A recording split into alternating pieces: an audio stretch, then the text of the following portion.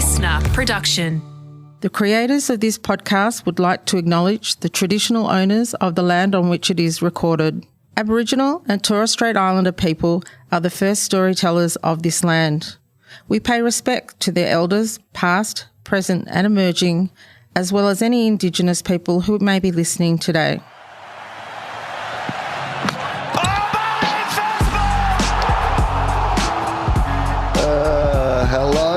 Welcome to Two Guys, One Urn, a cricket-adjacent podcast based around the World Test Championships and Australia's tour of England for the Ashes series. What I am doing is I am having a guest co-host to talk about cricket every week. Last week it was Mark Howie Howard of the Howie Games, which was fantastic, and it was great to have Howie involved in the podcast because got a lot of Indian listeners downloading the podcast for the very first time. Very exciting, and I'm sure today's guest will continue that absolute momentum of bringing in Indian cricket fans with nothing but praise and non-divisive opinions about what just happened as Australia were proclaimed winners of the ultimate test. The World Test champions are Australia. Stand up proud and welcome Adam Spencer.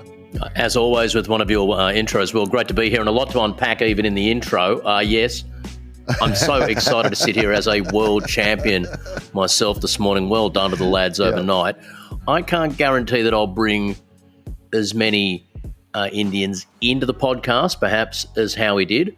I can probably guarantee a similar speed of total transition over the edge of the podcast if you add entries and exits, as Howie managed to get. Okay, so you're saying that they might have sped in, but they might speed back out again. They're not going to saunter as they head for the exits. Is that what you're suggesting? It's all a matter of how quickly you get to the Cam Green catch controversy. We can leave that for a while. If you want the Indians to enjoy the first half of the podcast, drop it somewhere in the middle if you'd like. Much like an Indian batsman when they get to the 40s, let's edge it for a while. And I've always said that cricket's basically an exercise in statistics with a bit of a sport thrown around it. And there was, I think the first innings was the first time ever everyone in the Indian top four were out for under 15. And I think the second one might have been the first time ever that many people got in the 40s and no one got to 50. So there were just a couple of great little mathematical little roadblocks propped up there by the Indians in both of those innings. I mean, this is why it's great to have you on for this because firstly, if you're an Indian cricket fan, thank you for listening to the podcast, by the way. The idea that the day after you have lost your second consecutive World Test Championship, like the great Indian nation of cricket, and like I am a great admirer of India and what they bring to the game, but there is, I think, partly an irony to do with the fact that there are billions of them to pick from. They produce these incredible cricketers, and they just, like one of the great, as you said, like cricket is statistics with a game around it, but it's also storylines with a game around it. And like to fully understand the game, I think you've also got to fully understand the storylines. Like cricket is like Game of Thrones, and each of the houses have very distinct power bases and characteristics. The fact that 1 billion people in India with the might of the BCCI, the fact that the IPL is, the richest game in the world, it has transformed what cricket is, that there are going to be Indian franchises all over the world that cricketers will be contracted to rather than playing for their own countries. The game is changing and the power base of the game is absolutely India. And yet when it comes to this, firstly, New Zealand beat them last time. Hats off to New Zealand. What's there, like 8 of them or something? I think they have to actually get 3 guys in to get 11 for a cricket team. And they've managed to knock them off. So that's an amazing story. But we should never undersell, in my opinion, that Australia is still less than 30 million people. And cricket is not really the predominant sport in our country anymore. In fact, we have a real life example in the current team of a guy who literally played AFL football, Alex Carey was only when he realised he wasn't going to crack it at the absolute top level of AFL football, and he was pretty close. Only when he realised he couldn't make a full-time career out of that did he say, well, I might just go and wicket keep for Australia then. Yeah, and we'll get to how well he played in this match, by the way. But I think it's amazing that Australia can do it. And I don't think we should undersell the fact that this team in the last 24 months, through the bizarre calculation that is the standings for the World Test Championships. But the truth of it is that the best three teams in the world are probably India, Australia, and England. And the perfect setup for this Ashes summer, what I was hoping was going to happen is Australia win the World Test Championship, and then you get the real battle of, is it England or is it Australia, who is truly probably the best team in the world at the moment? And I think it's a perfect setup. But the fact that a country as small as ours, with all the other choices that young sports people can have, can go up against the might of India. And in fact, in the last 2 years, we should celebrate the fact, lost 3 tests. Went to the subcontinent, drew series, like India didn't work out how we wanted it to, but some of it was okay. And like some circumstances just went against us. And on neutral territory, not that there ever is neutral territory when it comes to India, because everywhere is a home game for India. If that had been at the MCG, it would have been a home game for India. And when it's in London, it's a home game for India. This is why, like, India is such a huge part of the game. But the storyline that this great nation in the first 2 years of the World Test Championship, I think this is what gives the World Test Championship a storyline and some legitimacy, is this idea that India now have gone so close twice. It's now a storyline. When is India going to win the World Test Championship? And I think that alone, it actually gets it off to a really good start for it to actually mean something, because it's got to mean something to India for it to mean something to the rest of us. Yeah, and there was the first iteration was great, and the final between New Zealand and India was a cracking game of cricket. But I think they'll look back 5 or 6 iterations from now and say it was this second one where the WTC final really arrived, because you're right, all the Aussies were watching. Of course, all the Indians were watching. But if you think a lot of English cricket fans weren't slyly watching their TV going, that Scott Boland guy, well, he might be able to do what they said he could do, and he might be able to do it here and not just to us at the MCG a couple of years ago, and all the fascinating, and they would have been excited to see Aussie struggle a little bit and ... So the vast, the balance of the cricketing world watched this, and the teams put on a contest, especially at Australia's end, absolutely befitting of a match of that status. So, it truly arrived over the last 5 days or so. It was a proper test match. Oh, yeah. Like going into that final day, I mean, I want to talk about this in the context of, if you're a British cricket fan, how did you view this game? Because I think that's because we're going to be talking about the Ashes and looking forward to it, because it starts this week, is like it does have a lot of context for what it means for that. Firstly, it is that perfect setup that if India had gone into that last day, and I don't know what you were like, but when Kohli is still at the wicket and India are chasing a total that's under 300 on the last day of cricket in a pitch where the life seems to have actually gone out of it, perfect British batting conditions, huge sold out, like home crowd, like there was a bit of me going into that final day where I was like, I could see us fucking this. And then if we fuck this, how are we right by the weekend? Like we can't be. Whereas what we actually did set up this summer perfectly, because all the things that would just in England's mind, yes, they would have had a couple of little victories. The openers, Warner did okay. I think they would have been like a bit worried about that. Aussie, he'll find runs. Like he's just too good to not do that at some stage. But all the rest of the parts seem to be working, at least at different stages during the game. All the things that we might need to beat England, or at least to worry England, or to beat them enough, right? Because I think it might be one of those series where like 3-2 might be a result, and like a few 4-day tests, because like the way England play, if it comes off, it's going to be hard to beat. But can we do something that means that they can't pull it off? And you look at that team and the way it's made up and all the different skill sets that were on show from the Australians, particularly at the end when Boland came out and just like in one over, and this is what he does. He just has these little bursts where he'll just like bowl like the same ball in the same spot for like, this is his plan. I'm just going to bowl you 20 balls in exactly the same spot. And then like in 6 balls, I'll get 3 wickets. That's what I'm going to do today. I'd watched a fair chunk of the test, but had been moving around and missed a couple of things and all that. And I had 2 moments of absolutely incredible fortune. It's for any sporting contest, let alone Test cricket. But in the first innings, I flicked on the TV and been watching for 8 seconds, and Alex Carey tried a reverse sweep and was out LBW. Oh, yeah. And I thought, I've seen that before. And I wasn't aware of what he'd done in the hour or so previous and played a punchy little innings that really took us from a solid to pretty unstoppable first innings score. And then in India's second dig last night, I missed the first 30 minutes of the telecast and turned on about 8 seconds before Scotty Boland. I didn't see the 20 really boring metronomic deliveries beforehand, and then I saw the little flash outside off stump one of, thank you, I've been patient, I'll now snick, and saw Steve Smith take an absolute catch for the ages. Gem. And one of the stats I'd love. Gem of a catch.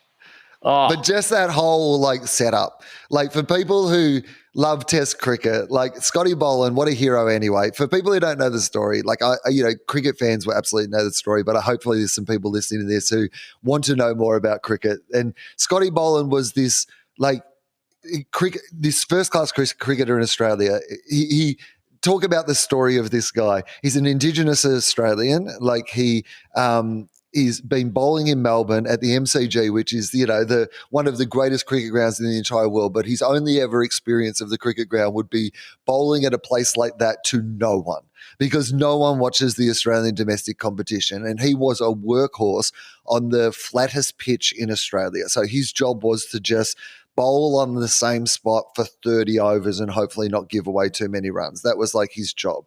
And then he was just brought in as a specialist for Melbourne for one test match. And it turns out that filling an injury gap.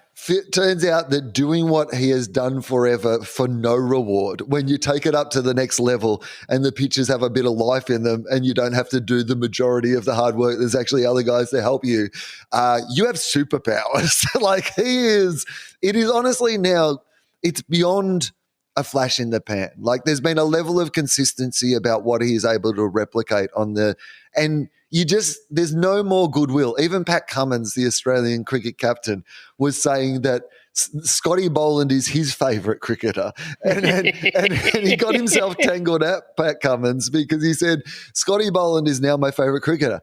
I got to be honest with you, he always was my favourite cricketer. This is how much they love him. And it's just to see him do what he did to Kohli, one of, if not the greatest, cricketer of the last 10 years, batsman of the last 10 years, outside, some of our own. It was just majestic. And then that Smith catch, just the whole thing, because it's a highlight that will get played forever. It's such a beautiful highlight. Well, Scotty Boland's test figures now after 8 tests, he's taken 33 wickets at 14.6. Now, when you start with 6 for 7, you're always going to be able to. That's always going to have a nice little downward pull on your average. But as Justin Langer mentioned last night in a piece of commentary, where I think Langer had the word. What was the word? Meticulous or something, where he was going to town on one word. He was getting paid per. He was being sponsored by the word immaculate. It was immaculate. He was being sponsored by the word.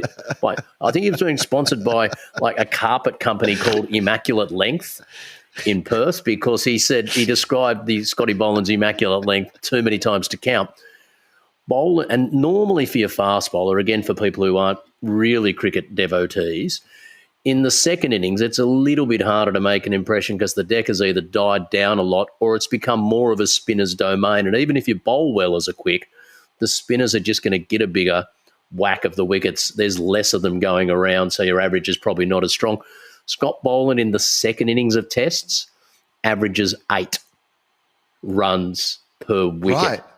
It's just so incredibly valuable to have that person as part of your team and part of your makeup, and it's because he used to bowl 30 overs a day as a slave for the Victorian cricket team, and he just warms up into it. His first class average is 24, so it's still pretty solid. But there must be some, with the greatest of respect to the people I'm indirectly mentioning, because they're much better cricketers than you and I could ever hope to be, but there must be some fairly average Australian Sheffield Shield cricketers who are now just sitting in bars talking about the time they scored 45 not out against Scott Boland at the MCG and didn't give a chance, as though they'd batted with Bradman in the 1930s, because he's just it's bizarre. You are right that there's a bit more in the pitch at this level in some ways, but to have that improvement in stats, that's like a guy getting picked in the Australian team because he's averaging 45 in Shield cricket and then averaging 70 the moment he comes in. And it's that sort of incredible elevation. And but it's also like the role he played. Like, I mean, again, like this is, he gets to be in this elevated company where he only has one role that he has to play.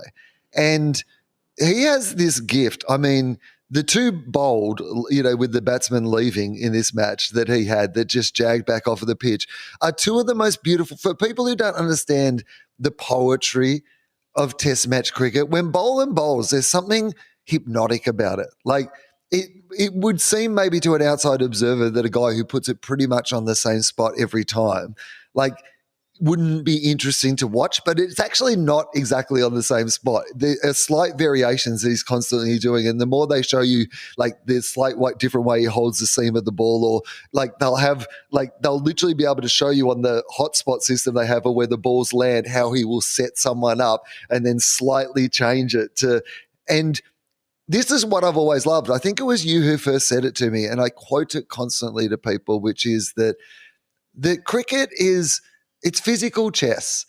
And if you don't understand part of the mind game of it, you can't understand, like, you've got to understand sometimes the psychology of what is happening, or what the bowler is doing, that they have a plan, that they have identified a weakness or a strategy with the batsman, and they are implementing that plan. And it might be not aware, like, you might not be aware of it while it's happening.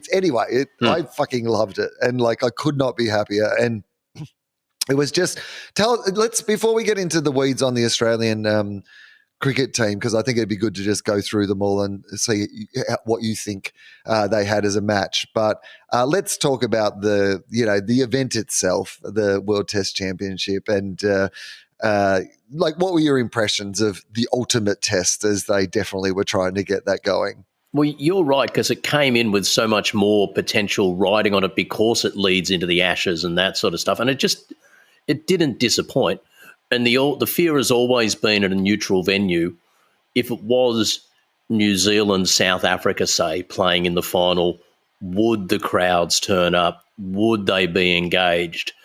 The roars from the Indian portion of the crowd, which sounded like it was 70 or 80% of all the people in the house every day, anytime the Indians did anything good, and the pantomime booing when Cam Green took that catch, and just the energy they brought just made it that sort of Colosseum atmosphere we've come to experience in Australians touring England since 2005, where that sort of soccer chanting vibe gets going. So the atmosphere was there, the stakes were there, and the cricket was good. Boland bowled beautifully. Travis Head batted like a monster in that first innings, and it made a lot of other people sit up and take notice possibly of him, and the role he'll play in the Ashes will be absolutely crucial. Jadeja is very, very good, and he did everything he could in the first innings to keep him in it. We had him quite comfortably from the very start, I think, and which was made all the nicer by them winning the toss and sending us in, and it just not having what they thought it would. And them not picking Ashwin, which I could not understand. For those who don't know, their highest regarded bowler in the best, most successful bowler in the period of time leading up to the World Test Championship. So in the 2 years previous, he had been their most terrorized the Australians. And the fact that they decided to go lean into Australia's strength, with that medium pace approach. Australians are just more scared of spinners. Like, it doesn't matter if we're in India or not. Like, we are just not as certain playing spinners. So if you're ever it doesn't matter about the conditions. Like, it doesn't matter where you're playing. Remember who you're playing. You're playing the Australians who I mean, Alex Carey can't stop reverse sweeping people. You've got to pick another spinner. So when that didn't happen. Any second spinner, let alone a second spinner who's probably slightly better than the first spinner you've already chosen. And if you can bat 4 Test centuries to his name, ironically, they probably would have lost the seamer who helped them get to their first innings total that was decent, so they would have been but that was a very interesting choice. So there were aspects where, and it's not often that you see India, comprehensively outplayed across 5 days and outthought and like the Australians can really take some heart from what they achieved there. That was a really professionally accomplished mission, and it's got to make them feel reasonably good. They've got to be feeling as good as they could now, save maybe a slight hangover amongst a couple of them, as you could a couple of days out from the Ashes. So I would say, like, in any game of Test match cricket, like, if you can have over half of the players have a good game, you're a fair chance to win. Like, this idea that there are ever Test matches where in a way, if one bowler has a really good day, the chances of another bowler having as good a day diminish because there's only a certain amount of wickets. It is, Adam, simple mathematics. It is so true, Will. So true. But the idea of, like, runs can even work in that way, in that, like, there is only a certain amount of runs in most innings. It's not like, you're making 700 each time and each of the batsmen gets 100. That's just not how games of cricket work. And so, but in this match, so let's go through the Australians then from top to bottom. And I think probably you're going to say that, like, 8 or 9 of them have had pretty good matches, which is, like, pretty great. So let's start at the top. So the clear person who missed out, and opening in England is tough. He has been probably our best batsman, though, of, like, the last couple of years, I would say. Usman Khawaja missed out. So Usman obviously is you would have loved to see him get some runs, but like that, sometimes shit happens, right? We're not too worried about that, are we? Oh no, I've been. What would be the way to say this? I haven't been nervous about Uzi for a long time, but I've been blown away by what Usman's done for a long time. And he does feel in some ways like someone who's been overperforming, but for a significant period of time now, and you just want him to keep overperforming for another 5 tests. Do you know what I mean? There's yeah. Well, I mean, him and Warner are both 36 years old, and everybody's like, David Warner's done. Like, there's going to be a point very close to when Warner is done that Uzi is done as well. Like, it's it's going to be within, like, so it could be now. You're always in that period when you're 36 years old where, like, yeah, this could be it. Opening in England is very hard too. Like, so I think our hopes and expectations going into, like, you're never going to be like 1 for 100. I don't think, for Australia. Like, it doesn't feel like that's what you need them to bat a bit. England will be banking on ripping through our top order and getting into Smith and Labuschagne as quickly as they can, which in the last series they did, but it wasn't enough for them to get there. But yeah, Uzi was scratchy. Warner's first innings was real for him. Was okay, I thought. Really solid, and the sort of confidence piece that he probably needed. And even the one he got out on wasn't he didn't really play a terrible shot. It just was not quite what he was, trying to do. But it wasn't like a danger sign or a warning sign. So that was reasonably optimistic. So Marnus was doing what Marnus. I was going to say what Marnus does best, but what Marnus does best is absolutely think that people have nicked balls when they have absolutely not nicked balls and give us really bad advice for reviews. That's what Marnus does best. That's his. Marnus is possibly the best review burner in the history of the game. I believe Marnus is an inside agent to burn reviews. And unfortunately, in in a Test captain, Pat Cummins is almost bulletproof, but he does also sometimes get a little bit. They've honestly, before Pat Cummins goes out to bowl, the coach has got to write on his hand, Marnus is always wrong. Yeah, Ignore Marnus. Memento style. So if he just looks down, it's all he says. But it's also the thing that when he goes to do the tea, he just says the note that says Marnus is wrong. But it's when Pat does that one where he go. Definitely. Pat, if you're doing that, if you can't look down the camera and give it that, then that, and maybe. Yeah. All right, then we'll review it. It's I don't know. Is there? Can we somehow? Can the Australian team inform the third umpire that no, that's not him. That's not him doing it. That's a cry for help. You've got to see a right. If you see 90 degree, it's got to be rigid. If it's not rigid, right angle, you get out a protractor and you check if that's 90 degrees. You get the same thing we measure the elbow bend on spinner's arms, and you check if that is 90 degrees. So when Pat goes to the third umpire, before the third umpire decides on the review, the third umpire will be analysing. Okay, so can you just rock and roll that for rock and roll the review? Just give us a side on. Give us a side on. The wrist clearly goes limp before the fingers hit the palm. That is not an official review. Okay, so Marnus was Marnus in the field. I thought Marnus was pretty good in the second dig. I thought, and you've got to assume that he will play at least 2 innings of absolute series level significance across the Ashes. He will have a couple of times where he just is called upon or does just absolutely deliver. It's just the way he bats and what he can do. All right, Steve Smith. What did you think of everything about Steve Smith in this match? This would probably be the performance across the entire Australian team. Boland, in some ways, would have given some English fans nightmares because it's memories of the MCG flooding back. But any English cricket fan who follows the cricket at all will probably remember Steve Smith's efforts in that last series, and he looked pretty at home in this Test match. And it's a long way to go, but you can't see him missing out on a significant number of times across the series, can you? He's looking as good as he would want to look.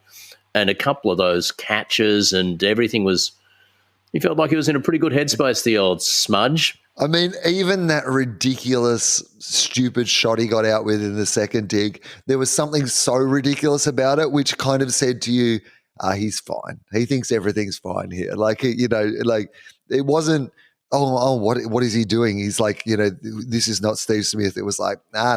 He's just. I read a great little bit where, did you read the bit where Coley came up to him at the appropriate drinks break or the end of the game or whatever and said to Smith within earshot of one of the journalists on the ground covering it, what did he say? Horrible shot you got out on in the second innings.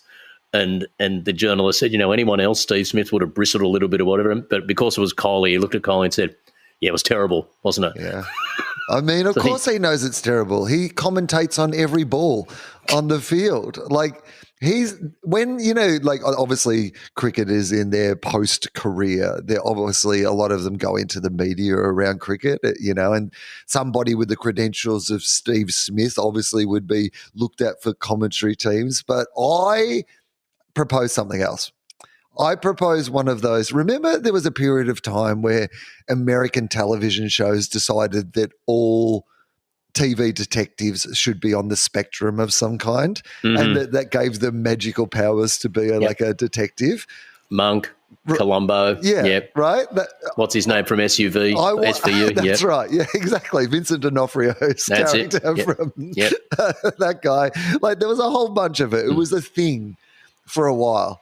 He had the particular spectral ability just for someone who'd had an ironclad resolve. No, I hadn't done it, didn't do it for 58 minutes. Yeah.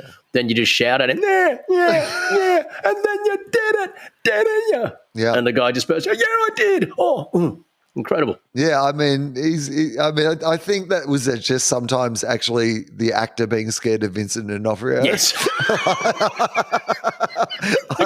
I don't think that was in the script. They just went, you know what? He's done it again.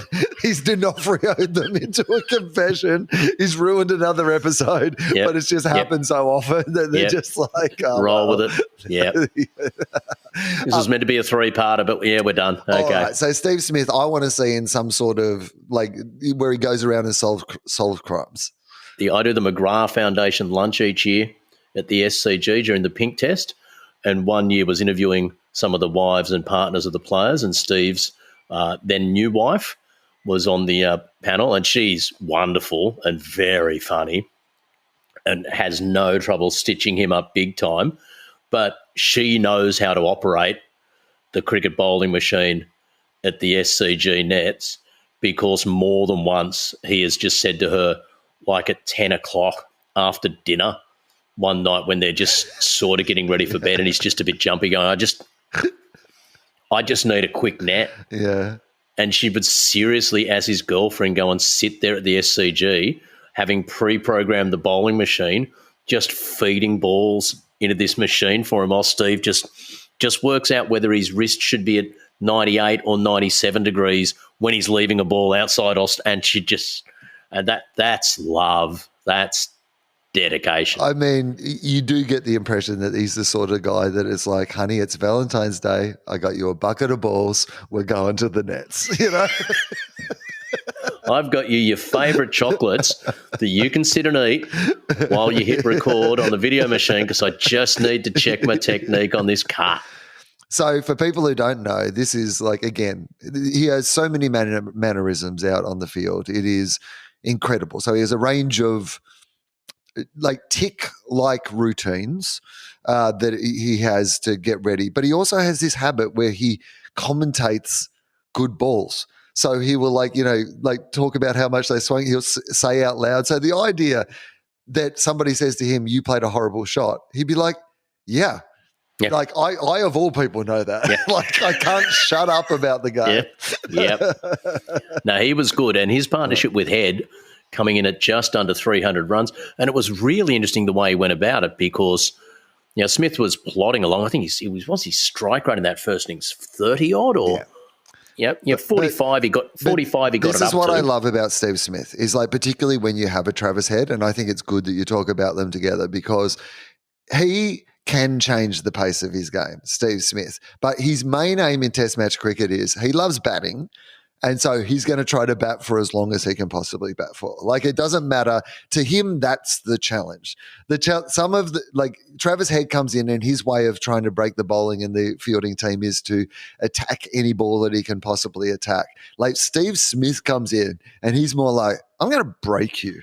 I'm going to break you and make you disintegrate and be weak. And then when you're weak, I am going to punish you for your weakness. And as long as enough of my mates can hang around for as long as it takes to break you, I'm happy to do the heavy lifting. I just need a few goons in the background just sort of doing a bit of that. I mean, Travis is like, you know what? Bring me your best. I'll have a crack at what my best is in return. Yeah. That's how he goes about it. Steve Smith is like, I am going to wear you down. I am going to make you wish you had never been born. And then, and only then, am I going to beat you all over the place.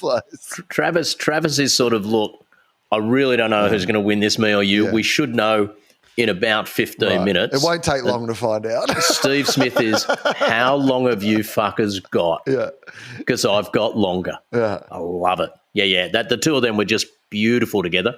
And that's that. You're right, the sort of innings, and you will, you do, if you haven't watched much cricket but you're really starting to fall in love with it, you just do have to accept there are going to be times when you're really frustrated at Travis Head swinging at something how he plays when he's only on 11, and he probably should have. What he does. But if he leaves that one go, he doesn't get 163 off 174 balls and change the against game. England.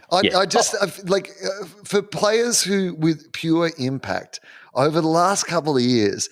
Like Travis Head, just so many times I remember him coming in, because it wasn't just that he made 160 odd in the first innings, like by far the highest score in the game, but he came in when it was a pretty precarious position. It was the best for the bowlers, and he immediately transform the game. And again, talk about those people, you go, are they overperforming or is this their level of performance? You feel like with Travis Head that this is now the level. Like that, of course we were idiot. Like I reckon India convinced me of that because I think we were dumb to drop him in the first place. But when he came back and he was still able to do, at least to a certain level, like if he'd been able to do what he did in the other test matches in the first test match, we might have had a chance at the start of that series. And like you need that player who just plays in that way with that. Like can Adam Gilchrist had it, he could just sometimes just come in and before you knew it, the opposing team were like, hang on, what just happened? Yeah. I thought we were winning. Yeah, and in the perfect world, if David Warner stays in the form he's in, if you've got one of those at the top and one of those in the middle, and in every second innings, one of the two of them fires, it's regularly game-changing. This is the point, right? You've got to have a team that's balanced enough that, like, you've got to have a couple of game changers. You've got to have a couple of options for this because one of them isn't going to work. That's why it's good to have Marnus and Steve Smith and Travis Head. And so Travis Head, love everything about him. Love how old school a cricketer he looks. Love that he just has absolutely not been able to manage. Like he still feels like he's playing his first test when he's in front of the media. Like there's something I absolutely love about just how he plays cricket. And just even like in that final celebration moment, I don't know if you saw the last wicket when they actually won the ultimate test, but he must have been down on the boundary fielding and everyone else sprinted in to celebrate. And then literally about 2 minutes later, you just kind of see him wandering with his hands up in the air and you're just like, where have you been? Like, I was at the shops. I thought they were only 8 down. I'm really sorry. Good on you, Trav. So Head, great. He'd be giving the English some nightmares, I imagine, because... And him and Carey are best buddies. Him and Alex Carey are really, really close, really good mates. I think they... live together, not at the AIS, but something. They've got some real form together, those two boys.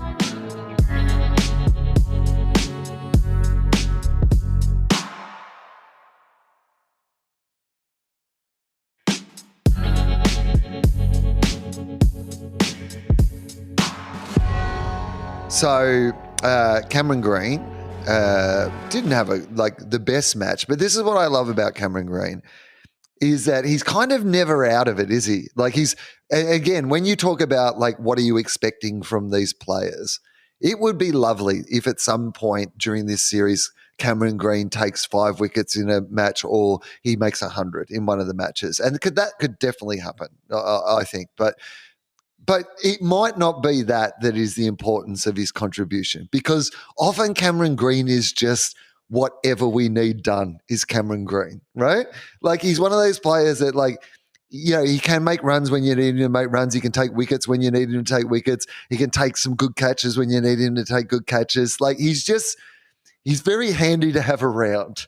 Yeah. It's always good to have a Cameron Green, I think. Two wickets in their first innings. And Thakur, who was going pretty good at the time, and he bowled Pujara, didn't he? And so, 2 wickets that really matter, 2 blinding catches offset by a 1 dolly drop.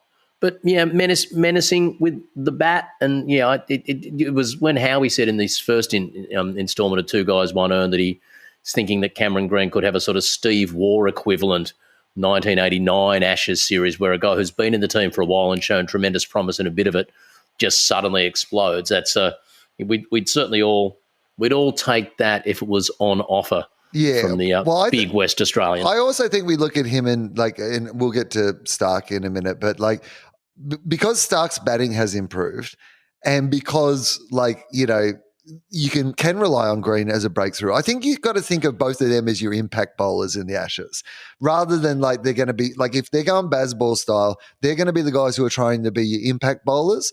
And hopefully you get 100 runs between them for every test is kind of what I would think. And you've got to use your other bowlers to bowl the rest of the time, because Stark could go for 1 million and over, in the wrong circumstances. So he's going to have to make some runs to offset that, so he's got some money in the bank when he goes to the casino. But I think Cameron Green, I'm excited about Cameron Green, but we have to talk about let's get to the bit. Like, hopefully the Indian fans have made it this far, but let's get to the catch. Big hello to our Indian fans. Yeah, there was a controversial, in inverted commas, catch of Cameron Green on Shubman Gill in the second innings. The Indians were going along all right at this stage and fighting hard, and it was still very uphill. But Gill and Sharma had put on 41 and were looking to lift them out of a bit of a hole. And Shubman Gill got an edge, and Cameron Green took a catch, and it went to the third umpire, and the third umpire said, "Yep, that's a catch." And the Indian fans got very, very upset. And there's been a lot of photos circulating on social media of a hand with a ball and touching the ground and all this sort of stuff, and some really venal, "you dirty cheat, ... I'll say three things. Great. Okay. First of all, it was a valid catch. Within the rules of the game, it's a valid catch. And since 2015, the rules have specified in the act of catching a ball, if you've got complete control of it and it's conceivable that the ball has glanced across the top of the grass in the motion of catching, that's still a valid catch. Yeah, so the ground's not allowed to help the ball into your hand. Yes. But if the ball's already in your hand, it can touch the ground because we catch with fingers, not a glove, and the ball is spherical of some kind, I believe a ball is. And so it means that if your fingers are stretched, it means it can be both in your fingers and touching the ground at the same. Two things can be true at the same time. Yeah, so there's nothing controversial in what I've said there. That's just a statement of fact. Minor controversy maybe for some of our Indian fans is there are repeated incidents of where people have put a cricket ball in the palm of their hands, rested their hand on the grass, and you can, from a photo from behind shows it's clearly sitting in the palm, but from in front it can look as though that ball is touching the grass. You can't take a individual still shot here unless it's of the ball completely out of someone's hand, or you can see the grass matting down centimetres.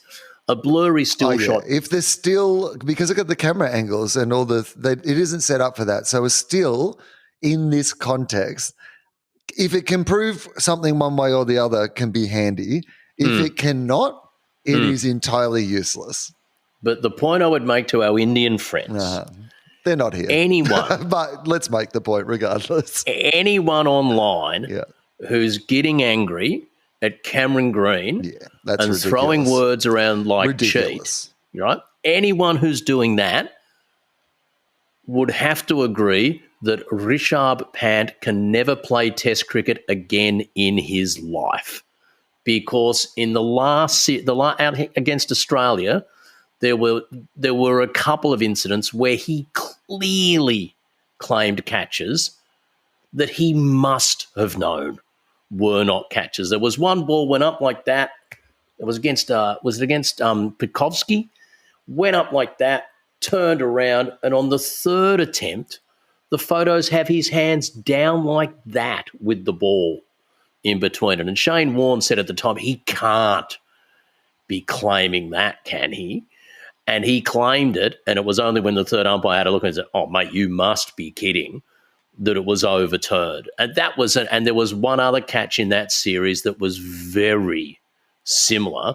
And this all goes down to what's going on in the fielder's mind. There's no shadow of a doubt that Cameron Green is certain he caught that. And the other thing is, there's literally a mechanism in place for somebody else to decide. We take it out of Cameron Green's hands. In fact, the laws of the game take it out of the umpire and the field's hands, because they used to have to do this thing called the soft signal, for people that don't know, which was the umpire on the field would make a decision, and then it would be the role of the third umpire to essentially prove the umpire on the field's decision incorrect, or say they didn't have sufficient evidence to overrule it. But now AFL equivalent being the goal umpire saying, "I think it was a behind. Can you just check that it did touch the post?" And if they don't have sufficient evidence or angle or camera shot or whatever, you go with the on-field call. But they've actually taken the on-field call away now. So it literally goes immediately off the field.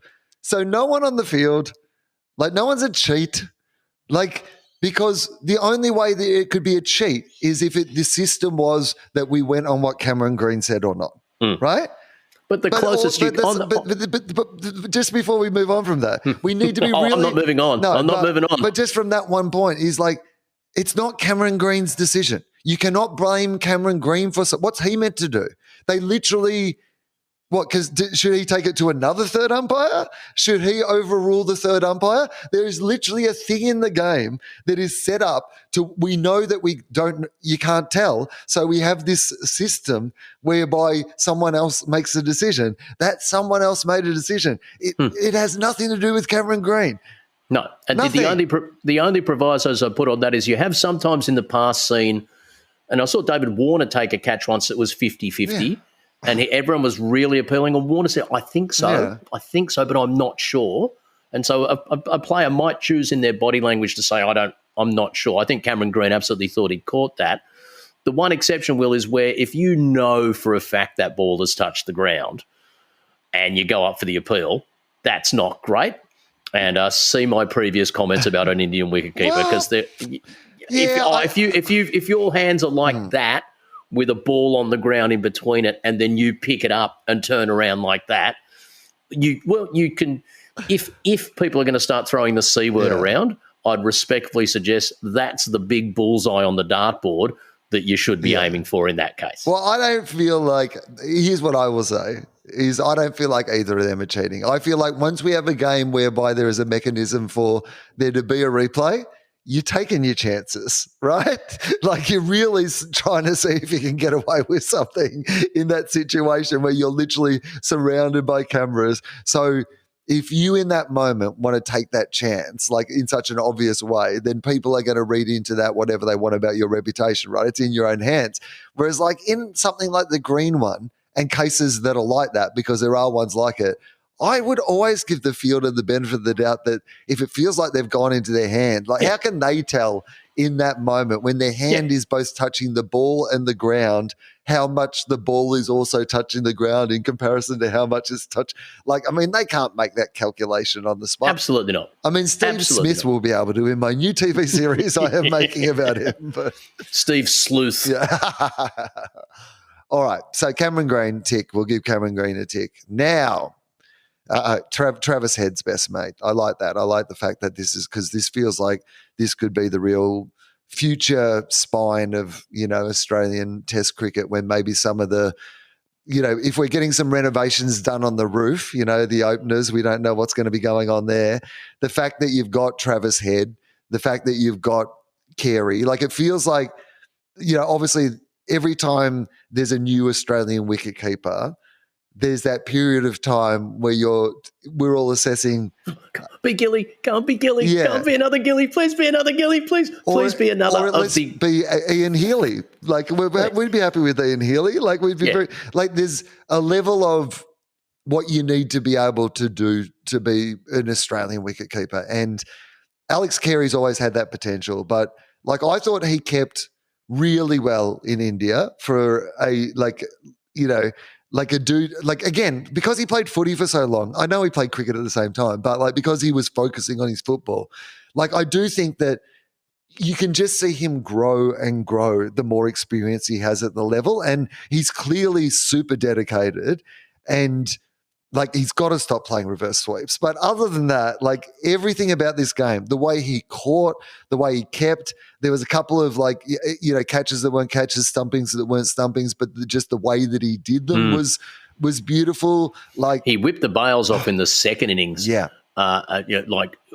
Rapid machine gun pace. He batted like his second innings. Like, I mean, his first innings was great, like really needed it. But his second innings, like, put us in the position that we won that game. He played a couple and he learnt from his first innings, which I loved as well. So big tick to Alex Carey, who slight question mark next to Carey coming into this series, but I think this was a huge, huge game by him. I thought his game was super. And it is one of those things in the furnace of Test cricket that when, for players who haven't done it yet, and he had, just having the England crowd going at you and chanting, and there'll be chants with your name in it. If you, as the person who touches the ball more than anyone else on the field in a day's play and sets the tone and the tempo and the body language for the entire fielding team, if a wicketkeeper gets a bit wobbly over in England, that can go through the team very, very quickly. And in the famous 2005 Ashes series, where England, for our new listeners, for the first time in decades, wrested the Ashes back by the tightest of margins, one of the massive wins in their favour was that they'd sorted out Adam Gilchrist and how to bowl to him, and he just wasn't as effective as he normally was. And you felt that run through the entire squad, that we couldn't assume, look, every second test he'll come out and just smash 60 or 70 in an hour, and that will change the course of a game, and it just wasn't happening. So a confident Carey playing it close to his best would be a massive plus for us over the next couple of months. I just thought he kept really well. I mean, he was solid. He's got this thing really where solid. he doesn't dive in front of first slip enough. But I would love to see him do that more, because I think there's sometimes first slips end up dropping catches that he probably should have caught himself. There was one moment where it went between him and Warner. Yeah. But his catch in the second innings, I can't remember who he got, the second one off Boland up high. Mm-hmm. Beautiful. That was a cracker. Yeah. And I think this is part of Alex Carey's problem is he doesn't really look like a wicketkeeper. No. Wicket keepers are meant to look weird and quirky in some fashion, right? Yeah. And he looks like an AFL footballer.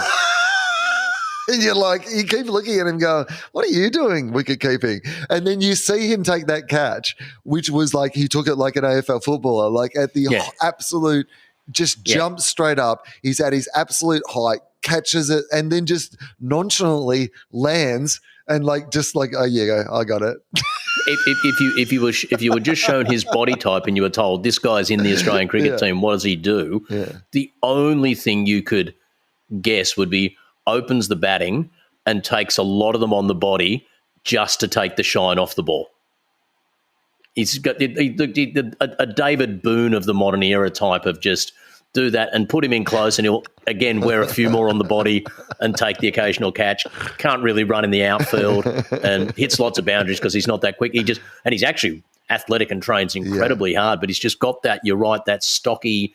It's a little bit too chunky, little bit too muscly, little bit too straighty 180 for wicketkeeper. Right, But, he just looks a bit straight for a wicketkeeper. That's what it is. It's just you should be like the male model that they put the cricket clothes on in the catalogue. But Alex Carey always looks to me as a cricketer, he's like the opposite of, I don't know if you've ever watched Ted Lasso, but obviously they're actors who have some sense of how to play football, but they're obviously not professional footballers. He's like the opposite of that. He looks like somebody you're too good, athletic looking to be a wicketkeeper. It doesn't fit right. Well, no, yeah, and it was someone. It might have been Punter. Ponting was saying yesterday in the coverage that he, and as you need again for that guy who leads the team, trains as hard or harder than Ed. He's the genuine professional athlete in the team. Trains the absolute house down all the time. And he's possibly the person in the team who I feel happiest for at the moment when I see him get success. Yeah, he seems like someone who really deserves it, who's worked hard for it, and you never hear anything bad about him, which is fun. And okay, so Carey, big tick, I think. Interesting to see what you think about our next Mitchell Starc. How do you assess Mitchell Starc's game? Well, you're right that his efforts with the bat, were great. And that first innings 40-odd was really important. And then he got a couple of wickets each innings, quite expensive. Starkey's an interesting one because he was, you'll remember before the first test of the last Ashes series in Australia, there were questions about whether he should be in it or not. And that very first ball just set the tone for a 4-0 Ashes whitewash that didn't count, according to Stuart Broad, because England had COVID and COVID protocols, and no one else in the world did, as it turned out, for that couple of months, or some bizarre argument. By the way, though, I am 100% on board for all the WWE style chatter, pre-match, pre-Ashes chatter yep. from both sides with bold declarations of how it's going to go. Good for the game of Test match cricket. Admire the pageantry. fire it up, Stuart Broad, declare illegitimacy of our entire series. Yep. I'm here for it. Yeah, go one step further and say the Ashes don't even contain a bail from that match. What are you talking about? Never happened. Don't know what you're talking about. Never even heard of it. This is the first match of the Ashes ever, and we're going to win it. Yep. Once we Brexit from Brexit restarted the Ashes. It's currently even. Yeah, Starkey's an interesting one, isn't he? Because at his best, ... Yeah. And at his worst, no dots, all scoring balls. And if, because you're right that if England do this again, I mean, the way we won last time over there was on the shoulders of Steve Smith and just, as you said, wearing them down. If they're going to get us, there's going to be a handful of those Ben Stokes-like innings from the last series in England.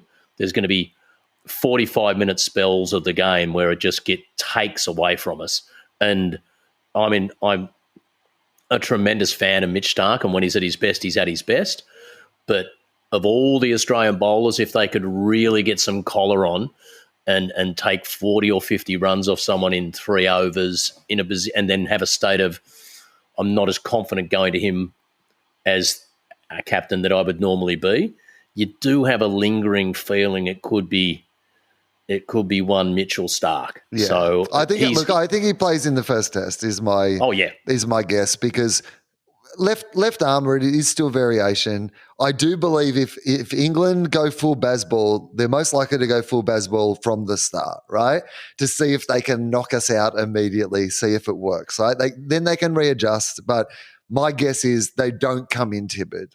They come in saying, we believe in this method of playing the game and we are going to try and we'll probably get dismissed in a day, but we'll make 450 runs in a day and then we'll see what you can do about that, right? I think that's going to be their approach. I think this is good news for us in a way, which is that our bowlers aren't going to ever bowl for 2 days, I don't think. If our bowlers are bowling for 2 days, they're 800, 900. It doesn't really matter who you've picked at that stage. Everything's gone wrong, right? At best, it's going to be a day, when they get hold of us, right? I think Boland does a lot of the grunt work. Cummins will do what Cummins does. I get all that. Nathan Lyon, hopefully is going to be able to do what he does. I think with Green in your team, I think you've got room for someone who can be a strike bowler. And I think that's what Mitch Starc is in England. I don't think Mitch Starc in England is your opening bowler. I think they should open with Boland. I think that makes sense to me early on because the ball starts to swing a bit with the Dukes ball. It swings a bit later on, right? Boland, just keep bowling, right? And then you bring Starc is your strike bowler and you just use him like that and you say make 40, 45 runs a game, get us 3 or 4 crucial wickets at crucial times. They're going to bat like they're playing 2020. So bowl like you're bowling in 2020 and bowl big in-swinging Yorkers and stuff. And I think that will be an important part of the mix, is my hope anyway. I guess that's my hope more than my necessarily what I think will happen. But I think that is what could happen. Mm. And it's interesting also, there's a narrative behind that also of depending on where Kaspovic is at and if sorry, not Hazelwood. Hazelwood. Let's hope that we don't have to care about where Casper's at. No, that would be tough. So as long as Brett Lee is still bowling all right. But with Hazelwood, is he fit and ready to go? I think he will be, but I don't think you can pick him for the first test. I'm not suggesting that, but if there's any concerns over whether he's up for it, it's a very different proposition. A Mitch Starc under a bit of pressure told just go out there and have a crack, mate, knowing that there's someone in the wings waiting for him. Is that a different proposition to if we have no choice but to pick Mitch Starc in the next game anyway? I think that Hazelwood's going to put his hand up to be picked, but I think they're better off waiting until the second test to even consider him.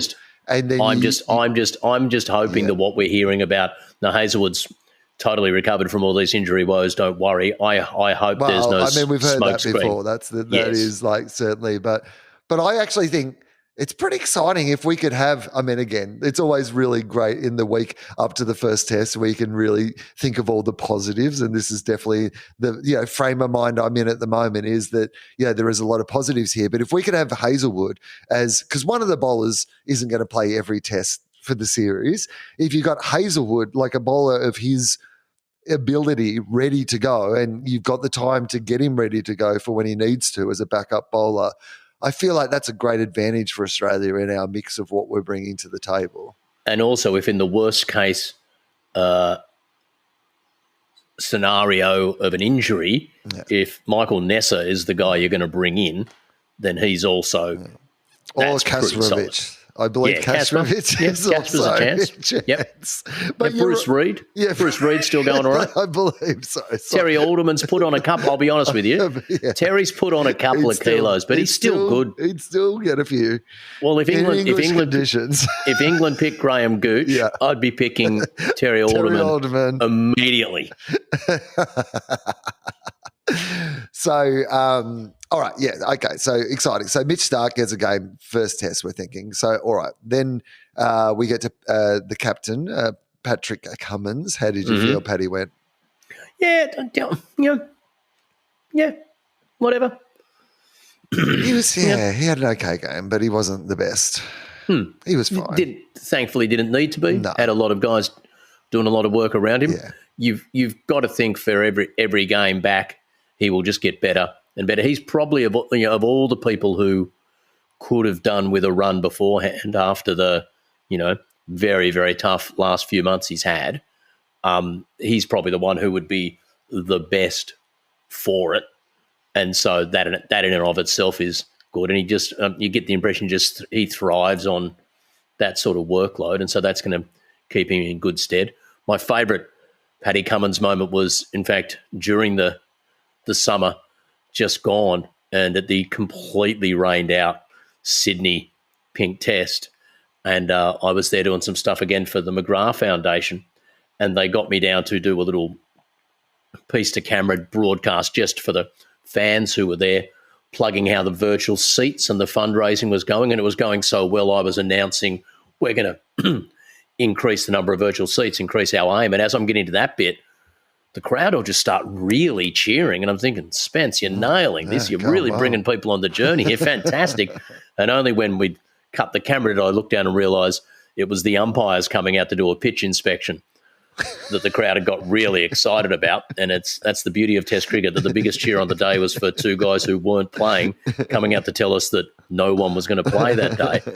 But just when that was about to happen, while we were waiting for that to start, I looked up at the dressing room, and Pat was there, and I went over and said hi. And we're nowhere near good mates, but we've met each other a few times and get on. He's a very, very easy guy to get on. I was going to say, it'd be great if you were like the one guy he hated. Like he goes, I don't know why, but like he just really because like notoriously, Scott Boland's my favourite cricketer. Adam Spencer's just a fuckwit. Yeah, my least favourite mathematician. And he goes, and I've got a list. Yeah. I'm much more of an Eddie Wu guy. I just don't know why, But you might have heard a while ago in when they were in the during a rain break, sitting there, and Pat and Steve Smith were belting out a cryptic crossword, and rather than the old days, it was Dougie Waters literally smoking a couple of cigarettes, maybe having a beer while playing cards and gambling away the tour money. Pat and the boys don't mind a crack at a cryptic crossword, and I'm mad for a situation where I can meet someone I really admire, bring them into a domain where I'm better at them. Yeah, no, that makes sense. Yeah, like I once played Nick Smith, the Sydney Swans premiership defender from 2012, and we had a game of chess once. Crushed him. Felt really good about myself taking Nick into my world, and so I sat down with Paddy, and it was a Friday, and that's the really tough cryptic crossword. It's the David Astle. It's an absolute, the guy from Letters and Numbers on SBS, brute of a cryptic. Sat there with Paddy and helped him work through a couple of the clues that he could go back and explain to the boys. And that was, I really, really got my cruciverbalist nerd on that day. But he'll be fine. And I think it'll be really interesting to watch his leadership challenged by the intensity of the crowd and how how full on this will be, but I think he's going to absolutely rise to that. I will say one thing we didn't mention when we talked about Marnus, but you just reminded me of when you were talking about the cryptic crossword was, did you see Marnus asleep waiting to bat? Did you see that footage? Oh, great. So before he was coming out to bat in the second innings, he's literally asleep. He's just dozed off with his pads on. Had a bit of the Mark Wars about him. Mark War used to walk out to bat yawning. So he's asleep. And the alarm that wakes him up is Warner getting out. He's the crowd roar. And Marnus just like, what? What's going on? Yeah, that to me feels like a dream. That immediately you're like, oh my God, there's a wicket's fallen. And I'm like, it looked like Quantum Leap. It looked like somebody quantum leaped into the body, woken up, and you're about to go out and bat in the World Test Championship. Only if you got halfway out and realised you had no pants on could it be more like a dream. Okay, so Cummins was okay. Captained well. I will say that, really solid captaincy, I thought. Bowling changes were great. Just handled everybody very well. He gives the impression that he's very comfortable with the team he's got around him at the moment.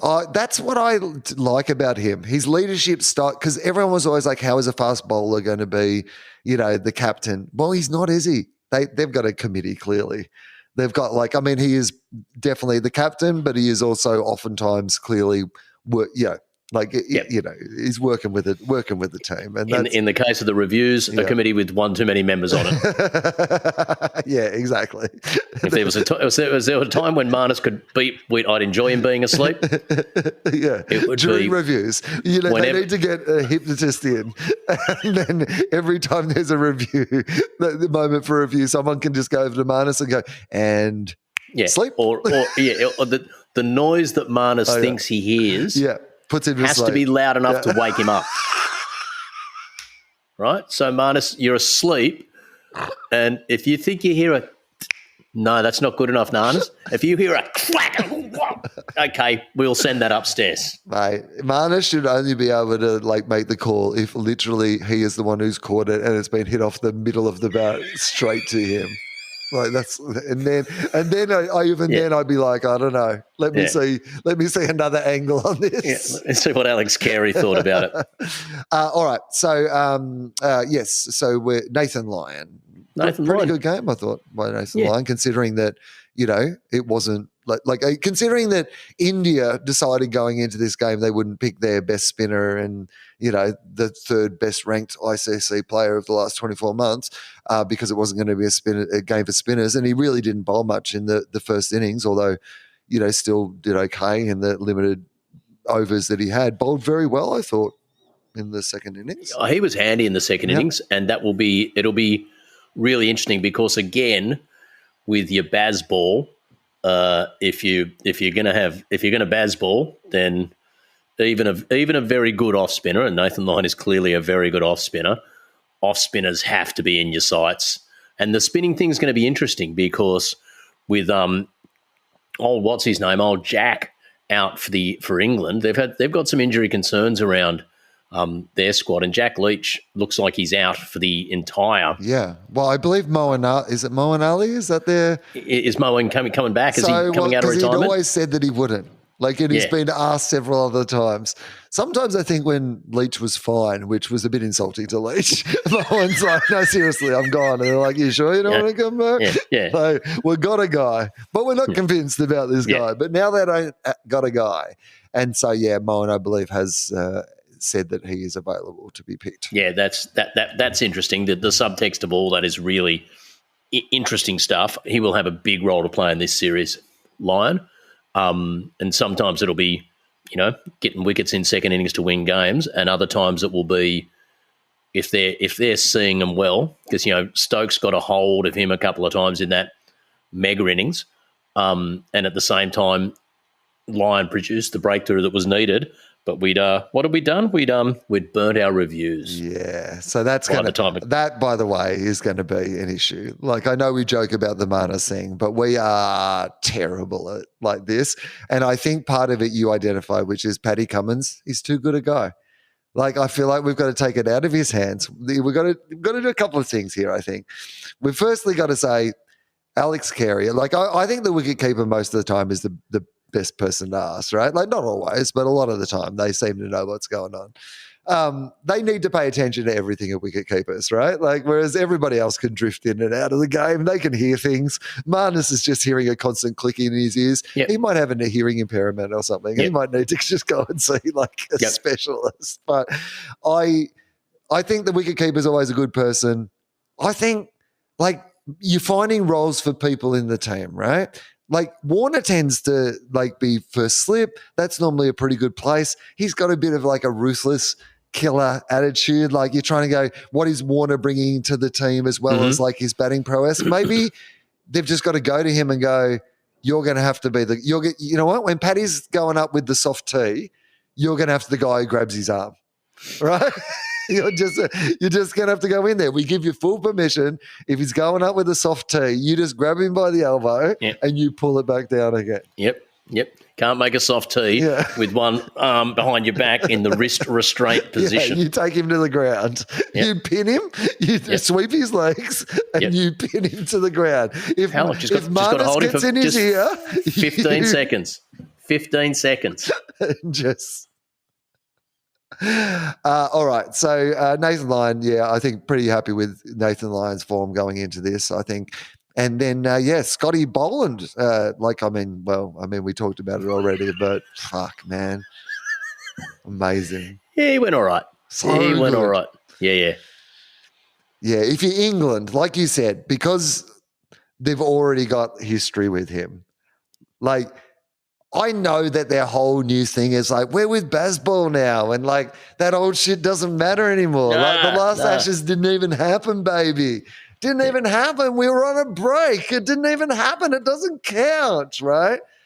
But you've still got to be watching that in England going, oh, yeah, I wonder if like what he did to us would work on our conditions that seem to be perfectly suited to that. And it turns out, yeah, no, you're right. It is. He's going to like everyone who was like, I reckon, because that's all everybody's been saying, isn't it, for about the last 3 months is like, I reckon Scotty Boland might go pretty well in England if they give him a crack. And we were all just like, he might not get an opportunity or he might not get enough opportunities because he's not one of the big three and he's always just been on the outskirts. But the fact that this opportunity presented itself in this first test so early and in time to just, if you're an English batsman, you've just got to like be a little bit more nervous than you were beforehand, right? I can remember years ago in was it around a 2001 Ashes or so? And there was footage, it might have been 97, and it was Michael Atherton and someone else were up in a lighting tower down the end of the ground looking down, having already been dismissed, with a pair of binoculars watching Shane Warne bowl. And the moment you're doing that, you're gone. If they are living so rent-free in your head that you're climbing light towers with binoculars to watch them, then you're in a space where they already own you. I would be really interested to know if behind the scenes, I would love if Scott Boland sat down at a table with Glenn McGrath for an hour and talked about bowling in England, because that was the other thing McGrath had. He was just metronomic. And I think it's Lords. Lords is not flat at all. The Lords pitch dips away to one end, and like the actual pitch itself is, as far as cricket pitches, which are all incredibly flat, it's the slopiest cricket pitch going around. And Glenn McGrath always used to insist on bowling from one end at Lords, just he's metronomic, and it just assisted the swing and you've really got to wonder, if there's one person Scotty Boland could probably profit from having a quick chat about what it's like to just put it on a postage stamp in England and just wear them down, old Glenn McGrath would probably be a great person to have a quick chat with. Well, I think this is part of what's interesting about England, isn't it? Because of the wobble seam trademark, I think that one was trying to get off as often as immaculate was out of Justin Langer's mouth. And whoever the commentator was, it might have been Matty Hayden, but I'm not going to say it was definitively him, who kept referring to it as the penultimate test. I was like, there's another one? What do they have in the other one? Yeah. But I think that like, there's something about when you're playing in conditions where sometimes one will just do something, swing in, cut in, like move for whatever reason, like whether being one of those bowlers who can consistently put it in the spot so that when it does something different, it like with Stark, you can never quite tell what it's done because it sprays all over the place all the time. You're never quite sure what it was he was trying to do in the first place. So it's a bit hard to tell whether it worked how he was trying to make it work or but whether with Scott Boland, you can compare that delivery to the 97 previous deliveries that landed in exactly the same spot. Right. He does all the work for you. I see what he did there. That's fine. Yeah. All right. Well, so very exciting. Great victory. World Test Championships. Owners of the mace, the giant vibrator, the weirdest trophy in world sport, the giant mace. But it is. Oh, right. Yeah. And that and the A-League football toilet seat. Oh, yeah, that's true. That is. Anyway, the good news is we won, and that's very exciting. And the Ashes starts this week. Very exciting to be coming off this sort of success into it. Adam Spencer, it's been very nice to have you on the show. Thank you so much for taking the time to do it. What do you let's do some, massive hyperbole, pre-Ashes sort of, predictions. Give us your best Glenn McGrath or Nathan Lyon. What is your genuine prediction for how you think perhaps the result of the series might pan out, or maybe just, like a bit of a vibe of what you might hope might play out in the next, 5 test matches? 6-0 if you count the World Test Championship. 6-0. It was on your soil. We're counting it. Yep. Oh, look, it's going to be so interesting. I haven't watched as much live of England doing the Bazball stuff, and I mean, it's good. It is amazing. Like, it's amazing to watch. It's just one of those things where you keep going, like you said about Usman Khawaja's form. You're like, is this real? Or at some stage, is this all going to come tumbling down? And no disrespect to Ireland, but Ollie Pope looked very good against Ireland. Couldn't be happier for you, Ollie Pope. I don't know how much of a litmus test that is for if you're ready to take our guys on in an Ashes. And I think, except that it's in England, which obviously helps them, this will be the sternest test that the Bazball model has faced. And ours, for the issues of age that we've spoken about, in England, just the personnel they're talking about, neither top order is really solid. And so each team has the opportunity, like Zach Crawley, I've not, I remember the last time they were out here and I read an article about Zach Crawley during the week had just said to one of the coaches, I'm primed for a century in this test. And you're just thinking, Zach, with the greatest of respect, buddy, there's nothing about what you've done in the first couple of tests that suggests you're just not going to do it. And he just didn't do it. Regularly, teams could be a couple down for not much in this. And that's going to see middle orders under real scrutiny. And do you come out and Bazball it if you're 2 for 7 and Scott Boland's taken both of them, bowling guys who've been having a woof or leaving it? I think they're going to, at least for the first few. Yeah. And if it works, I mean, this is, I think, why this series is so exciting. Because if it works, right, then this changes cricket forever. Rohit Sharma said after this World Test Championship that they, think that they're going to have to move more in the direction of playing that style of Test cricket, that it's the future of Test cricket. If it beats the Australian, the World Test champions, like if that's what happens, like we've just been the World Test champions and then we play, this team that just plays in this outright attacking fashion and it works, then this is where Test cricket goes for a while, until somebody works that out. And that's not necessarily bad for the game. In fact, that would be probably a great period of the game.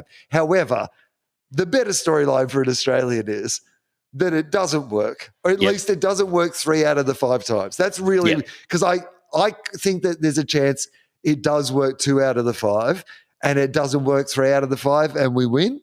But I think that they're going to keep trying it.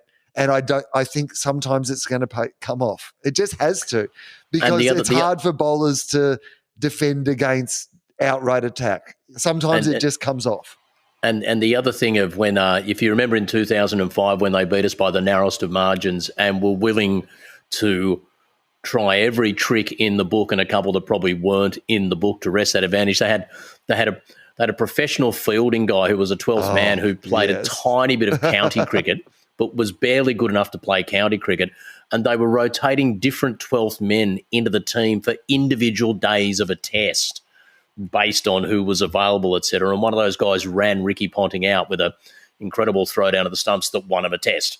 And so these guys... And Ricky Ponting is still not fine with, according to some of the commentary I heard during the World Test Championship. And so you'll see boundary ropes in as far as they can legally be, and there will be and it might work for us too. You'll see quite a few sixes hit in this series off top edges and mistimed, and you'll see someone hit it and you go, got him, fantastic, and it will sail 1 metre over a boundary that's 60 metres and 10 centimetres long. They'll play a couple of these games on postage stamps, and whether that's really what the glory of Test cricket's about or not, it might depend on the result. They will go really hard at the edges of trying to do everything possible to suit their style and circumstance. So it'll be fascinating to see how that goes. I honestly think it's going to come down to their bowlers, right? Because if their bowlers are able to dominate against us, then I reckon we might be in a bit of trouble because I do think that their batting's going to come off at least some of the time, right? And there's enough good players in their batting lineup that I think, they're not going to, but it's going to come down to whether, because they might make 450 in a day, but then we've still got 4 days left of the test. So it doesn't actually, if we want to take 2 days to make that 450, we can. We don't have to play at the pace that they are going to be playing at. And if they prepare flat tracks so that they can, bully us in that regard, then we can just bat for a couple of days. But if their bowlers, are able to not, if we can't bat for a couple of days against their bowlers, then their speed of scoring might trouble us. Yes, could not agree more. Realistically, I think more a 3-1 to us or something is something I could see happening with one game, a bit of rain getting in the way of it. They do have some trouble. That this new guy, Tongue, looks okay, but he's only played it. It's not easy to say off a single test. Any series with Anderson coming in injured and Archer not playing, they are, and Stokes' knee not great, though he's a very tough customer. Their bowling attack is not as strong as it could ideally be. Ours feels as though we're fronting up with pretty close to the best bowling attack we could hope to in those circumstances. Yeah, I agree with that. We're more so often more winning in rounded. Test cricket in general and in England, yeah. And also, I think we've got our best batting lineup that we could possibly have. Pretty close. I'm not saying that they're all at the best they could be. I'm just saying that I don't think we've got better options. I don't think there's somebody missing out at the moment where we wonder if Khawaja and Warner will be able to have a good tests opening the batting, but it's not like we're going and they are standing in the way of whoever would be the next person in that spot. This is the best we have. So we are going to find out if the best we have is good enough or not, but this is the best we have. Though I would say in reflecting on my own career of a very mediocre cricketer, but in my latter part of my career joined a team called the Lansdowne Lambs, who are sponsored by the Lansdowne Hotel in sort of Surrey Hills, Chippendale. And we played in the Sunlight Shield in the Balmain sub-districts, and we found a competition where there were a couple of handy cricketers on our team, but we were suddenly at exactly our level. And my completely innocuous finger spin leggies against the best guys in the comp was no good at all. But against guys who thought they could bat but couldn't really bat, I was suddenly a lethal weapon. And that old idea of just suddenly finding your zone and contributing where you never thought you could. Ashton Agar, he's your man. Ashton Agar is the guy. He will carry us. Do they still have? I mean, you can't spell the Ashes without Ashton. Well, exactly. You can't spell Ashton without Ashton. Anyway, whatever. We all understand what I was trying to say. Adam Spencer, thank you so much for being involved in whatever the fuck this is. I super appreciate it. I hope I still have some remaining Indian fans who are tuning into the podcast I thought we were pretty measured. No trouble at all, mate. And in closing, thank you for letting me plug the tour I'm doing in the first week of July with Neil deGrasse Tyson, the astrophysicist, called Cosmic Perspectives. Me and the big man chatting about the history of the universe and whether there could be civilizations anywhere else therein in the first week of July around Australia. Search for Think Inc., THINKINC, Think Inc., me and Neil deGrasse Tyson. Oh, thank you, Will, for insisting that I do that. I mean, I was actually going to ask if you had any plugs, but like you got there anyway. But have you worked with Neil deGrasse Tyson before? I did an episode of Q&A with Neil when he was here in 2015 or 16. 2015 it was. And it was at the height of the Adam Goods booing furor in the AFL. So he shared his thoughts on that. But the fun part about it was that we had a chat before and it was explained to him this is normally a political show. So it sometimes gets a little bit, there's a little bit of confrontation now and then, and the audience love that sort of stuff. And so he and I contrived to have an argument about whether artificial intelligence would just wipe out millions more jobs than it possibly, than it will bring about, et cetera. And I made my point, and he put me down and said, you were going so well up until then, was his little dig at me. And I said, well, with the greatest of respect, I'd suggest the implicit argument you're making that these people who are being wiped out in call centres, et cetera, can just train themselves as robot programmers and AI architects. With the greatest of respect, it's not the most coherent idea you've advanced this evening yourself, my friend. And he got all jiggy, but you saw like the Q&A audience who normally love watching pollies go at each other, just saw these two scientists arguing. They're going, that scares us. We don't want to see scientists arguing with each other. They're meant to be our only friends. They're meant to be friends with each other. I've got a great photo of me and him hugging it out. Yeah. In the green room after the show. And he's a fascinating guy. Well, that'll be super exciting. So, people should definitely go and check that out. That's really interesting. Hopefully, I might actually be able to come and see that as well. Love to have you there, my friend. Well, Adam Spencer, thank you again. Really appreciate it. And thanks for doing this today.